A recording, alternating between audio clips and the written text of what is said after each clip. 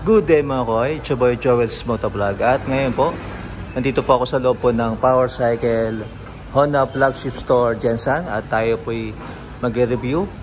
At ito po, may bago silang unit ngayon, ang Honda XR 150L. Tara, let's do this!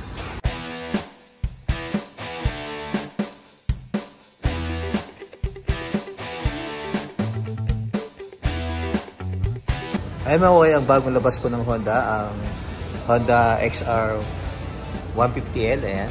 Ay mga koy, start tayo sa kanyang engine. Engine type, 4-stroke, single cylinder, overhead cam, displacement, 149cc, 4-stroke, 57.3 by 5.8 mm, maximum power, 8.72 kW at 8,500 RPM, maximum torque, 12.1 Nm at 6,000 RPM. Ito po ay naka-air-cooled mga koy. Ayan. Ito po kanyang harap mga idol. Ayan. Kanyang turning signal light, naka-bulb type, pati kanyang headlight. At may mahabang fender sa harap. Ayan. Naka-telescopic. Pansin nyo, may cover sa kanyang suspension. Dito po kayo naka-rim type. Ayan. May disc brake siya. May single caliper. Tapos, ang size ng kanyang gulong, 90 by 90 by 19. Ayan mga idol, hindi na siya naka-analog. Yung kanyang speedometer ay naka-digital na. Ayan. Ito ang kanyang susian. At may emblem dito ng Honda.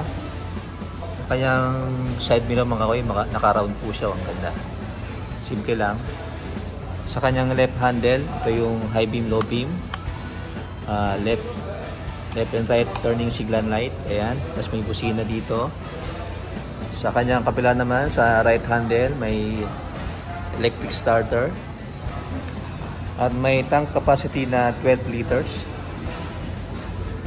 Ang forma ng kanyang side fairing mga koy. At may decals po siya na ayan, 150L. Combination ng white tapos red. Tapos may malaki dito na XR. Ayan. At syempre hindi nawawala ang kickstart. Ayan. Ang kanyang footrest. Ito yung malaki na kanyang footrest. Ayan. At may decals dito na gray tapos red. Ayan. Ito nyo naman ang kanyang tabucho mga koy. Ayan, ganda. At ito po yung naka-monoshock. Ayan. Mga idol. At ito po yung naka-drum brake. Ayan mga koy. Ayan. Ang size ng kanyang gulong sa likuran is 110 by 90 by 17. At ito kanyang tail light. Nakapakaporma. Ayan o, guwapo.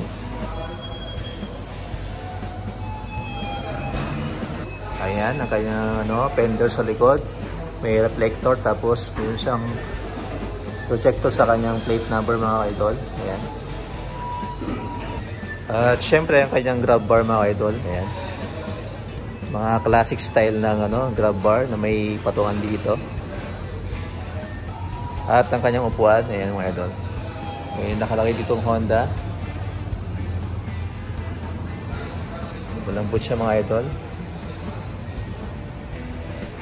So ang dalawang color variant ito mga idol. May white saka itong black. So ngayon, isa pa lang stock nila itong color black. So kanyang seat height mga idol is 825 mm. Wheelbase 1362 mm. At ang kanyang ground clearance is 243 mm. At ang kanyang cash price, down payment at monthly installment.